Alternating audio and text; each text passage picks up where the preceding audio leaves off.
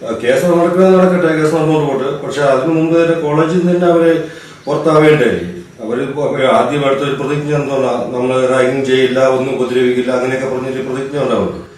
അതെല്ലാം കാറ്റിൽ പറത്തിയിട്ട് അതെല്ലാം അവർ ലംഘിക്കുമ്പോൾ ആദ്യം ചെയ്യേണ്ടത് എന്താ, ഈ ഒരു 3 വർഷത്തേക്ക് അല്ല ചെയ്യേണ്ടത്, അവർ സസ്പെൻഡ് ചെയ്യേണ്ടത്. അവരെ ആജീവനാന്തം കോളേജിൽ നിന്ന് പുറത്താക്കണം, ഡീബാർ ചെയ്യണം. ഇപ്പം പ്രതികൾ കൊടുത്തിട്ടുള്ള ജാമ്യ ഹർജിയിൽ സിദ്ധാർത്ഥന്റെ അമ്മയും കൂടെ കക്ഷി ചേർന്നിരിക്കുകയാണ്.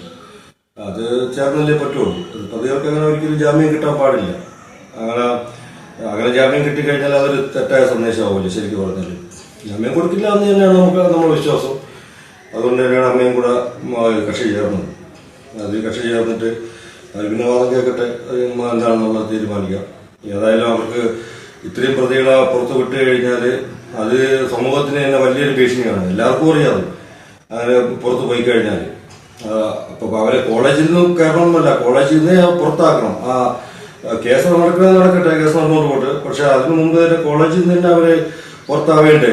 അവര് ആദ്യം എടുത്തൊരു പ്രതിജ്ഞ എന്താണ്, നമ്മൾ റാഗിങ് ചെയ്യില്ല, ഒന്നും ഉപദ്രവിക്കില്ല, അങ്ങനെയൊക്കെ പറഞ്ഞൊരു പ്രതിജ്ഞ ഉണ്ടാവുള്ളൂ.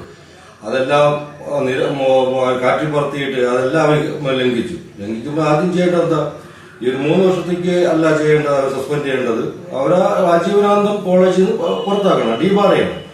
അതാദ്യം ചെയ്യണം. അത് കോളേജിന്റെ ഭാഗത്തുനിന്ന് ഉണ്ടാവേണ്ടതാണ്. അത് ചെയ്യുമെന്ന് തന്നെയാണ് എന്റെ വിശ്വാസം. പിന്നെ ഈ ജാമ്യത്തിൻ്റെത് കേസ് തീരുന്നത് വരെ, നമ്മുടെ കുടുംബത്തിന്റെ ആവശ്യം എന്ന് പറഞ്ഞാൽ ഈ കേസ് കഴിയുന്നത് വരെ, അതിലൊരു വിധി വരുന്നത് വരെ പ്രതികൾക്ക് ജാമ്യം കൊടുക്കാൻ ഒരു രീതിയിലും പാടില്ല. ജാമ്യം കൊടുത്തു കഴിഞ്ഞാൽ അറിയുന്നത് പ്രതികൾ തെളിവുകൾ, ഇനിയുള്ള തെളിവുകൾ എന്തെങ്കിലും ഉണ്ടെങ്കിൽ അത് നശിപ്പിക്കും. പിന്നെ സാക്ഷികൾ എന്താണെന്നുണ്ടെങ്കിൽ അവരെ സ്വാധീനിക്കും, എല്ലാം ചെയ്യും. വരുന്ന 1-2 പേരല്ല, ഇപ്പോൾ ഉള്ളത് 10-20 പേരുണ്ട്.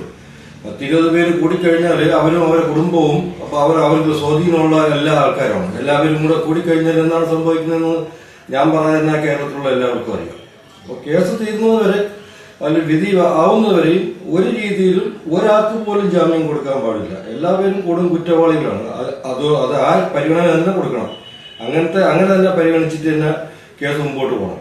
അതുകൊണ്ട് തന്നെയാണ് അമ്മയും കൂടെ കക്ഷി ചേർന്നിരിക്കുന്നത് ഈ അവരെ ജാമ്യ ഹർജി.